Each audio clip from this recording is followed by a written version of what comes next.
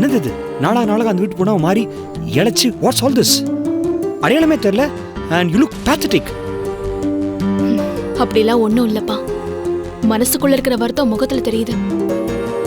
அந்த வீட்ல நானும் ஒருத்தியா ராகவன் வீட்டு அக்மார்க் மருமகளா ஆயிட்டேன் இல்லையா? உமா, உன்னோட ஸ்டைல் என்ன, உன்னோட கெத் என்ன, நீ நடந்து வர அழகு என்ன? Your attitude had a lot of self confidence. ஒரு ஐடி கம்பெனி ஓனரோட பொண்ணா இருந்த நீ இப்போ ஒரு ஐடென்டிஃபிகேஷன் இல்லாம சராசரி பொண்ணு மாதிரி வந்து நிக்கிறியே. ஏப்பா, எனக்கு மட்டும் இப்படி கெட்டு சேரணும்னு ஆசையா? தலைகீழ நின்னாலும் அந்த திரட்டிக்கிட்ட ஸ்னேகாவை ஜெயிக்க முடியலையேப்பா. இப்போ என் புருஷனும் அவ கூட சேர்ந்துக்கிட்டு ஆடுறான்.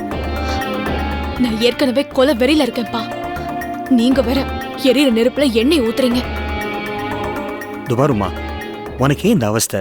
இந்த ராகவன், ராஜீவ், ஸ்னேகா, இந்த தலைவலியான நமக்கு தேவையா? அவங்க எக்கேடு கெட்டு போனா நமக்கு என்ன? அவங்களுக்காக நாம பிரஸ்டீஜ் இறைக்கணும். துபாருமா, இந்த உலகத்துக்கு முன்னால அவங்க நமக்கு தூசி. அந்த தூசி தான்ப்பா, ஸ்னேகாங்கிற தூசி தான் என் கண்ணுல விழுந்து என்ன உறுத்திக்கிட்டே இருக்கு. என் கண்ணுல இருந்து வர மாட்டேன்னு சொல்லி எனக்கு ரத்த கண்ணீர் வர வைக்குதுப்பா. அந்த தூசியை எடுக்காம என்னால தூங்க முடியாதுப்பா. உமா, தூசி எடுக்கிறேன்னு சொல்லி கண்ணை குருடாக்களோட கொண்டு விட்டு போறாங்க. I don't want you to get blind. Better be careful, okay?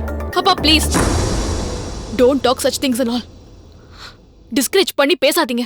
துபாருமா, உன் நல்லதுக்கு தான் சொல்றேன். எது நல்லது எது கெட்டதுன்னு எனக்கு தெரியும்பா. அந்த ஸ்னேகாவை ஜெயிக்கணும், அவளை ஓட ஓட விரட்டணும், அவளை நாசம் பண்ணணும். அதுதான்ப்பா எனக்கு நல்லது, அதுதான் எனக்கு வேணும். அது என்னால முடியுங்கிற நம்பிக்கை எனக்கு இருக்கு. இப்பதான் பிரியாவை பிரதீப் நல்லா சூடேத்தி வச்சிருக்கான். இரும்பு மாதிரி அவ கொதிச்சிட்டு இருக்கான்.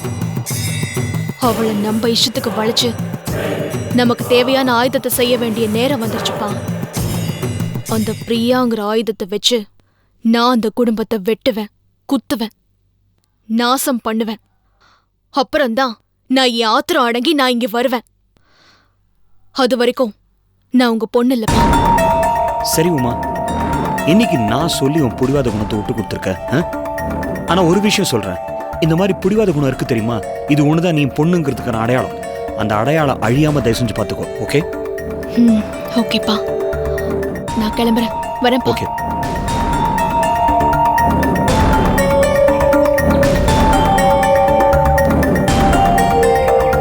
பாய்ப்பா. ஒரு நிமிஷம், நீ கோச்சுக்கலனா I want to suggest something. You look very stressed out. ரிலாக்ஸேஷனுக்காக why don't you go for a spa and go have a massage or something? அதுக்கெல்லாம் எங்கப்பா நேரம், நான் வரேன். சரிம்மா. அப்பா, ஆட்டோக்கு சேஞ்ச் அம்மா, சேஞ்செலாம் பார்த்து ரொம்ப நாள் ஆச்சு. நான் 1000 ரூபாய் கொடுக்குறேன். வேண்டாம்ப்பா, ஆட்டோக்காரனுக்கு 1000 ரூபாய் எதுக்கு? நான் அத்தைக்கிட்டே வாங்கிக்கிறேன்.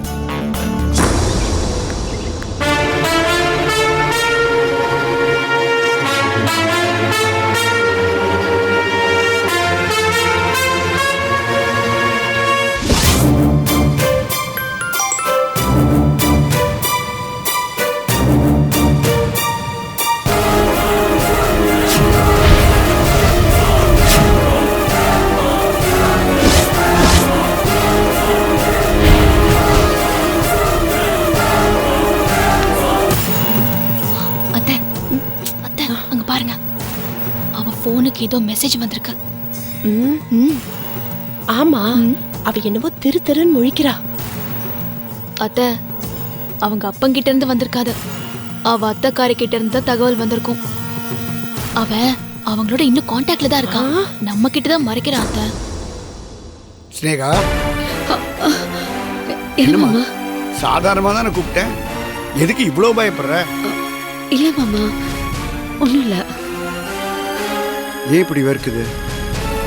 ரொம்ப டென்ஷனா இருக்க? ஏதாவது பிரச்சனையாமா? அத்தை, அங்க பாருங்க, மாமா ஏதோ கேக்குறாரு. ஸ்னேகா நல்லா மழுப்புறா. ஆமா. என்னன்னு சொல்லுமா? இல்லையே, அதெல்லாம் ஒண்ணும் இல்லையே. நீங்க திடீர்னு பின்னாடி இருந்து கூப்பிட்டதும் பயந்துட்டேன். அத்தை, ஏன் பயப்படுறேன்னு விசாரிக்கிறாரு. இவ மாமா கிட்ட போய் சொல்றா. அவ கொலைக்காரன் பெத்த பொண்ணுமா, என்ன வேணா செய்வா. என்னம்மா, பிரச்சனை ஒண்ணு இல்லையே? இல்லை, நீ என்னை பார்த்த உடனே ஃபோனை மறைச்ச மாதிரி தெரிஞ்சுது. ஃபோனில் என்ன? அத்தை, நீங்க மாமா கிட்ட என்ன ஏதுன்னு கேட்க சொல்லுங்க. அவ கையும் களவுமா மாட்டிக்குவா. அட நீ வேற சும்மா இருமா. சும்மா இருக்கிற வாய சுண்ணாம்பு தடவி புண்ணாக்கணுங்கிற. அவராச்சு அவளாச்சு நமக்கு என்ன? என்னன்னு சொல்லுமா. ஃபோன்ல ஒன்றும் இல்லையே. ஃப்ரெண்ட் ஒரு ஃபார்வர்ட் மெசேஜ் அனுப்பிச்சிருந்தாங்க. நீ டென்ஷனாக இருக்கிறத பார்த்தா ஏதோ முக்கியமான விஷயமா தான் தெரிஞ்சுது. அங்க பாத்தியா? என்ன மாமா, உங்களை விட எனக்கு என்ன முக்கியமான விஷயம் இருக்க போகுது? சாரிம்மா, வயசு பசங்க எல்லார் கையிலையும் மொபைல் இருக்கு. அதில் 1008 விஷயம் வருது. அதில் பாதி பேர் பாஸ்வேர்டு வச்சு மறைச்சிடுறாங்க, ஒரு சில பேர் டெலீட்டே பண்ணிடுறாங்க. இதெல்லாம் அவங்க ப்ரைவசி. நான் அதெல்லாம் கேட்கக்கூடாதுல்ல. ஐயோ இல்ல மாமா. இல்லை பாருமா, உன் நல்லதுக்கு தான் நான் சொல்கிறேன். எந்த பிரச்சனையிலையும் மாட்டிக்காம ஜாகிரதையா இரு. சரி, ஒரு டம்ளர் சூடாக காஃபி கொடுக்குறியா? இப்போ எடுத்துட்டு வரேன்.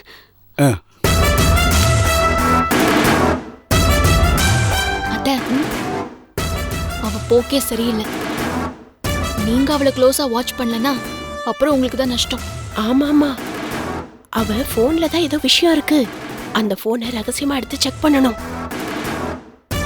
அத்தை, நீங்க அப்படி பண்ணீங்க ஷாக் ஆயிடுவீங்க. அவ்வளோ ரகசியம் இருக்கும் அதுல.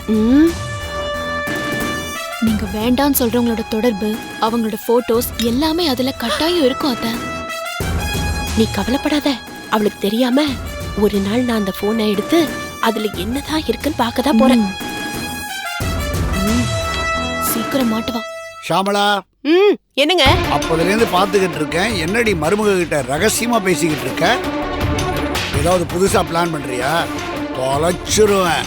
இல்லைங்க, ஒரு டிவி சீரியல்ல நடந்த கதைய பேசிட்டு இருந்தோம். என்ன நம்ப சொல்ற? ஐயோ ஆமாங்க, கேளுங்க. நேத்து பார்த்த ஒரு சீரியல்ல மாமனாரு மருமகளை ரொம்ப நம்புறாரு. அவ செய்யறதெல்லாம் கரெக்ட்னு நினைக்கிறாரு.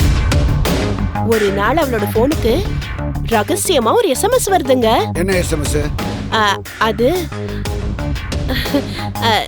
அது வந்து மாமனார் எதிரிங்களோட மருமக கான்டாக்ட் வச்சிருக்கா. அது சம்பந்தமா நியூஸ் வருது. அத மாமனார் கிட்ட காட்டாம மறைச்சிட்டான். அத அந்த மாமனாரு கண்டுபிடிப்பாரா இல்லையா? அத சஸ்பென்ஸோட நிப்பாட்டிட்டாங்க. இனிமே என்ன நடக்க போகுதோ திங்கக்கிழமை தான் தெரியும். திங்கக்கிழமை எபிசோடு எப்படி இருக்கு நான் சொல்லட்டுமா? மாமனார்த்த மனைவியை கூப்பிட்டு, என்னடி குடும்பத்துக்குள்ள குழப்பம் விளைவிக்க பாக்குறியான்னு பெல்ட்டை கைட்டி வெளுக்கிறார்.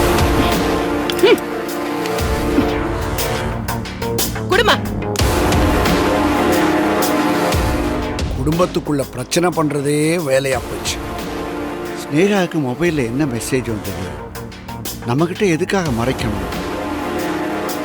என்னமோ விஷயம் இருக்கு. மாமா, காஃபி.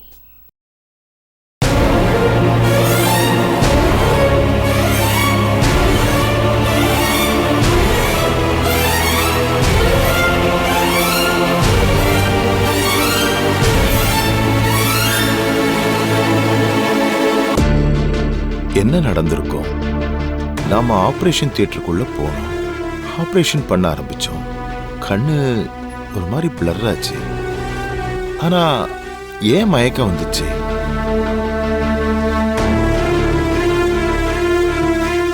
அண்ணே, காஃபி அண்ணே.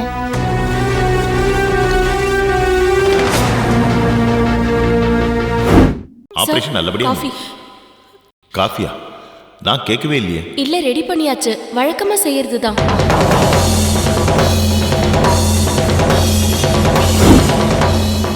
ராஜி, நான் கண்டுபிடிச்சிட்டேம்மா. ஆபரேஷன் தியேட்டர்ல நான் ஏன் மயங்கி விழுந்தேங்கிறத கண்டுபிடிச்சிட்டேன். எப்படின்னு? காஃபிமா. காஃபியா? நான் ஆபரேஷன் தியேட்டருக்கு போறதுக்கு முன்னாடி ஒரு நர்ஸ் வந்து எனக்கு வலுக்கட்டாயமா காஃபி கொடுத்தாமா. காஃபில தாமா ஏதோ மயக்க மருந்து கலந்து. என்னென்ன சொல்ற? ஆமாம்மா.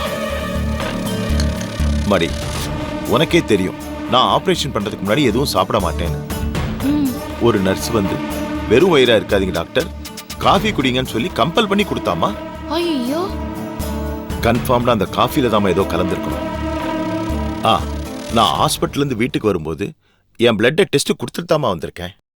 அந்த ரிப்போர்ட் மட்டும் வரட்டும், அதுல மயக்க மருந்து கலந்துருக்கா இல்லையான்னு தெரிஞ்சு போயிடும். நல்ல வேலை செஞ்சேன்னு.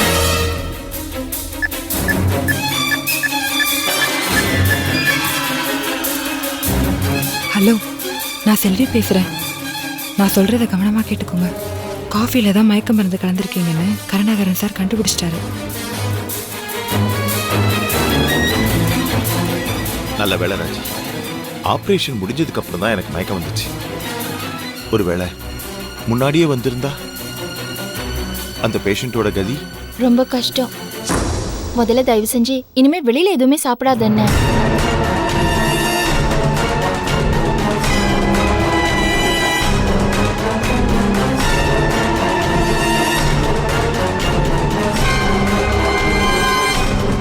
லேப் டெஸ்ட் வச்சு கண்டுபிடிச்சிடலான்னு கருணாகரன் சொல்றாரு. இப்போ உடனே ஹாஸ்பிட்டலுக்கு கிளம்பி வந்தாலும் வருவாரு. நீங்க யார்கிட்டயா சொல்லி உடனே அதை ரிமூவ் பண்ணுங்க. அந்த ரூம்ல என்ன ஏதோ ஷேடோ வந்து போற மாதிரி இருக்கு. ஓ அதுவா, செல்வி தான் ரூமை க்ளீன் பண்ணிட்டு இருக்கா. டஸ்ட் அலர்ஜி ஆயிடும்னு ரூமை மூடிட்டு க்ளீன் பண்ண சொல்லியிருக்கேன். இல்ல ராஜி, ஏதோ சம்திங் ராங். எனக்கு டவுட்டா இருக்கு. ஒரு நிமிஷம் இரு.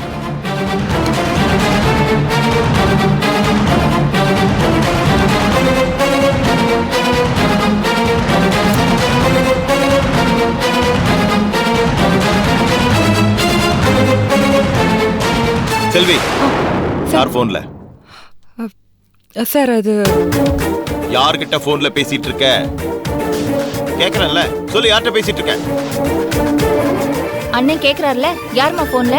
இல்ல மேடம், அது வந்து வேற யாரும் இல்ல, எங்க அப்பாட்ட தான் நான் பேசிட்டு இருக்கேன். அவரு தான் ஃபோன் பண்ணிருக்காரு. போன் லைன் கட் பண்ணல? ஆஹா, உங்க அப்பா லைன்ல தானே இருக்காரு. போனை கொடு. சார், அது வந்து எங்க அப்பா தான் சார். சொன்னா நம்புங்க சார். போனை குடுனா குடு. அண்ணே, போனை வாங்கிக்கோண்ணே. உங்க அப்பா தானே பேசுறாரு. அண்ணே, போனை வாங்கு. ஸ்பீக்கர்ல போடு, யாருன்னு பாப்போம். ஹலோ. என்னம்மா செல்வி, என்கிட்ட பேசாம யார்கிட்ட பேசிட்டு இருக்க? ஹலோ, நான் டாக்டர் கருணாகரன் பேசுறேன். நீங்க செல்வியோட அப்பாவா? டாக்டர்யா, வணக்கம் ஐயா. வணக்கம். நல்லா இருக்கீங்களா? நான் நல்லா இருக்கேன். என்ன ஞாபகம் இருக்குங்களா? நான் உங்க பக்கத்து செல்ல இருந்தேன், திருப்பதி. ஞாபகம் இருக்குங்களா? தெரியும். சொல்லுங்க, நல்லா இருக்கீங்களா? நல்லா இருக்குங்க ஐயா. நீங்க ரிலீஸ் ஆனதை செல்வி ஃபோன் பண்ணி சொன்னா ரொம்ப சந்தோஷமா இருந்துச்சுங்க ஐயா. 6 மாசத்துக்கு முன்னாடி நான் ரிலீஸ் ஆனப்ப என் பொண்ணுக்கு வேலை ஏற்பாடு பண்ணி கொடுங்கயான்னு உங்ககிட்ட கேட்டேன். நீங்க உடனே மனசிறங்கி உங்க வீட்டு ஆளுங்களுக்கு லெட்டர் கொடுத்து என் பொண்ணுக்கு வேலை போட்டு கொடுக்க சொன்னீங்க. உங்களுக்கு ரொம்ப பெரிய மனசு. இந்த நன்றியை நான் மறக்கவே மாட்டேங்க. பரவாயில்ல திருப்பதி, ஒரு வாட்டி சென்னைக்கு வந்துட்டு உங்க பொண்ணை பார்த்துட்டு போலாம் இல்லையா? கட்டாயம் வருவாங்க. என் பொண்ணை பார்க்க இல்லைனாலும் உங்களை பார்க்க கண்டிப்பா வருவேன். என் பொண்ணு அங்க இருக்கிறதுனால தான் நான் இங்க பயம் இல்லாம இருக்கேன். கவலைப்படாதீங்க திருப்பதி, செல்விக்கு இங்க ஒன்றும் பிரச்சனை இல்லை. ரொம்ப நன்றிங்க ஐயா. ஆமா, என்ன உங்க குரல்லாம் ரொம்ப கரகரப்பா மாறி போச்சு? என்ன உடம்பு சரியில்லையா? ஆமாங்க ஐயா. நீங்க சென்னை கிளம்பி வாங்க, நம்ம ஹாஸ்பிட்டலே செக்அப் பண்ணிட்டு போலாம் ஒரு வாட்டி. கண்டிப்பா ஐயா. வச்சுட்டுங்களா? சரிங்கய்யா. ஏம்மா, எதுவா இருந்தாலும் வெளிப்படையா தைரியமா பேச வேண்டியதானே? உங்க அப்பாட்ட தானே பேசுற, அதுக்கே ஒளிஞ்சு பேசிட்டு இருக்கணும். இனிமே இப்படிலாம் பண்ணாத, தைரியமா போன்ல பேசு. சரிங்க சார். டாக்டர்யா, நான் திருப்பதி இல்ல, உங்களுக்கு வயசாயிருச்சுங்கய்யா. என் குரலை கூட உங்களால சரியா கண்டுபிடிக்க முடியல. கருணாகரா, நீ போன்ல செல்வியை மிரட்டும் போது நான் உஷாராயிட்டேன். உன்னை வேவு பார்க்கத்தான் செல்வி அங்க இருக்கா. அவ ஒரிஜினல் செல்வி இல்ல, அவ எங்க ஆளு. நீ எங்க இருந்தாலும் நிழல் மாதிரி நாங்க இருப்போம். உன்னுடைய ஒவ்வொரு நடவடிக்கையும் எங்களுக்கு சுட சுட வந்துகிட்டே இருக்கு. எங்க கிட்ட இருந்து நீ தப்பிக்கவே முடியாது.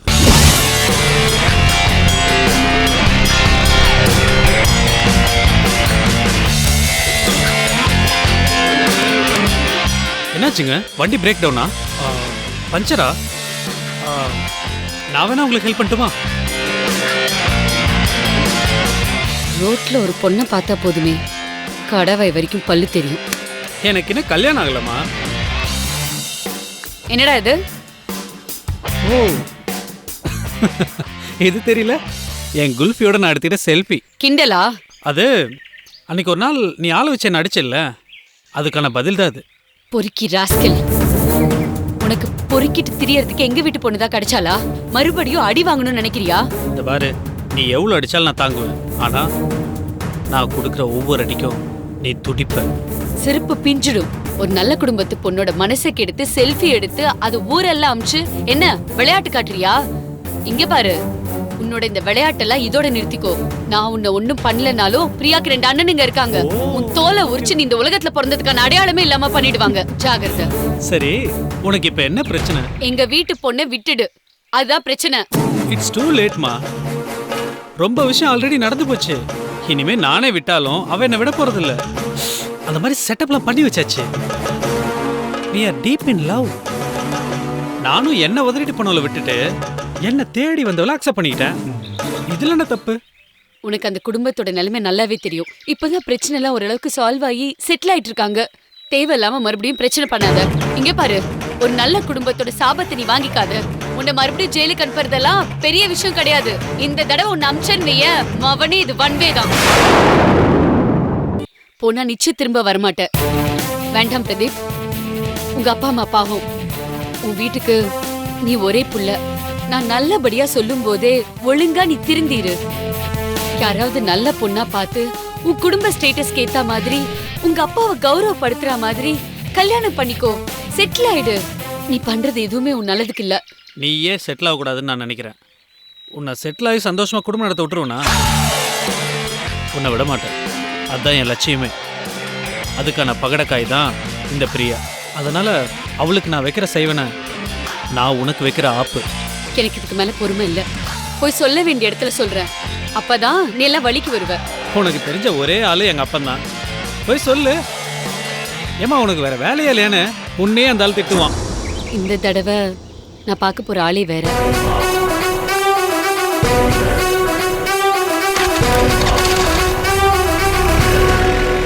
யாரா இருக்கும்? சரி, யாரா இருந்தா நமக்கு என்ன? Hi uncle. ஹாய் மா. Hello sir. வாங்க வாங்க வாங்க. என்ன இது? Sweet. Sweet sir. Please sit down. Thank you sir.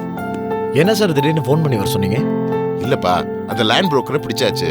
அவனை தனியா ஒரு இடத்துல வச்சு இன்வெஸ்டிகேட் பண்ணலாம்னு இருக்கோம். இன்னும் ஆரம்பிக்கல இன்வெஸ்டிகேஷன்.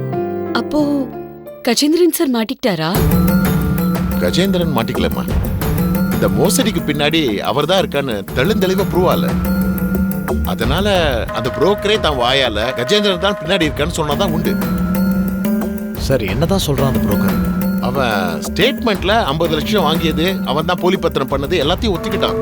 ஆனா அவன் கூட யார் இருந்தது, அவனை யார் செய்ய சொன்னது எல்லாம் ஃபர்தர் இன்வெஸ்டிகேஷன்ல தெரியும். அங்கிள், பணம் கிடைக்கணும் அங்கிள். உடனே கிடைக்கணும். எங்களுக்கு ரொம்ப அர்ஜென்ட்டா பணம் தேவைப்படுது.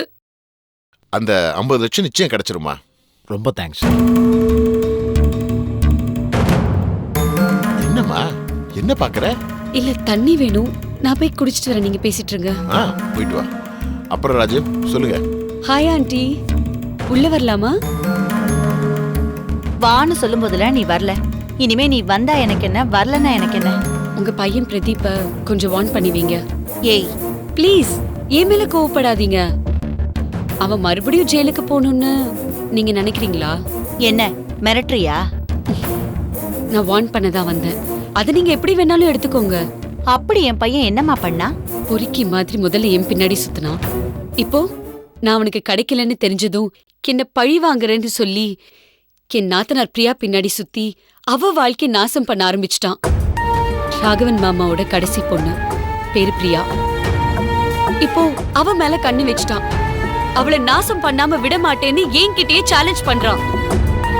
உங்க பையன் மறுபடியும் வாலாட்ட ஆரம்பிச்சிருக்கான். அவனோட பொறுக்கித்தனத்தை மறுபடியும் காட்ட ஆரம்பிச்சிருக்கான். பிரியா ஒரு சின்ன பொண்ணு. அவளுக்கு இந்த உலகமே தெரியாது. அவ ஒரு அப்பாவி. அவளை காதலிக்கிறேன்னு சொல்லி அவ மனசை கெடுத்து அவ கூட இப்ப ஊர் சுத்திக்கிட்டு இருக்கான். அவளை தப்பான ரூட்ல கூட்டிட்டு போயிட்டு இருக்கான். வீட்டை விட்டு போய் ஆதரவு இல்லாம நடு தெருவுல வந்து நின்னு கூட அவனுக்கு புத்தி வரல. அங்கிள் அவனை வீட்டை விட்டு துரத்தி கூட அவனுக்கு புத்தி வரல. தயவு செஞ்சு அவனை கொஞ்சம் அடங்கி இருக்க சொல்லுங்க. நான் ஒரு கோடு போட்டு காட்டினா போதும், அப்பனுக்கும் புள்ளைக்கும் நடுவுல ஜென்ம பகையாயிடும்.